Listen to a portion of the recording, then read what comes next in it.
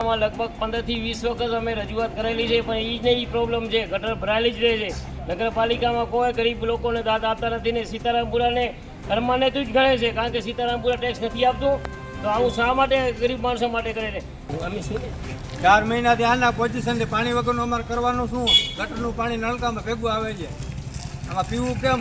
આમાં નાવા ધોવાતું નથી. આ પાણી વેચાતું લઈ લેવાનું. આંગણા ભરાઈ જાય છે પાણીના ગટરના. 4 મહિનાથી આવે કોઈ દાંત નથી દેતા. શું કરીએ જો? અને બોલો તમે તમારા ઘરે તો મેન છે, તમે છેટે પાણીનો વારો હોય 1.5 કલાક આપે તો ગટરનો પાણી આવે. વારો ન હોય ને તો પણ ગટરનો પાણી 1.5 કલાક ચાલુ જોઈએ. અને સખત પાણીનો વારો હોય કે ન હોય ગટરનો લાઈન હાલતો જોઈએ. હમણાં એક આવ્યો તો હું હમ કરી ગયો પાણી હમો કરી ગયો, પણ પ્રોબ્લેમ એ નથી રહ્યો. ક્યાં ફરવા જાય? આવી તો દાંત નથી દેતા. તો ખપે પાણી કરવાની પાછી મારા મૂકી દીધી. આયા તો પછી ભાગી જાય છે. આવી અમારે કામ છે એમ કરીને કામ છે કે ભાગી તમે જાવ દાંત દેતું નથી અહીંયા કને.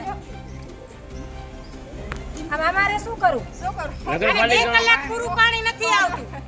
નગરપાલિકામાં રજૂઆત કરવા આવે તો ભાગી જાય. નગરપાલિકા વાળા એમ કે આવી ઝાલા સાહેબ પોતે ભાગી જાય રજૂઆત કરવા આવે. એટલે 2 જણા આવે, હું છું 2 જણા આવે. આ એરિયાના આવે તો ખ્યાલ આવે ને, એરિયાની અંદર કામ નથી કરતા. એરિયામાં કામ નથી કરતા એટલે એરિયા વાળા બધા આવે ને ગાવાની જરૂર શું છે?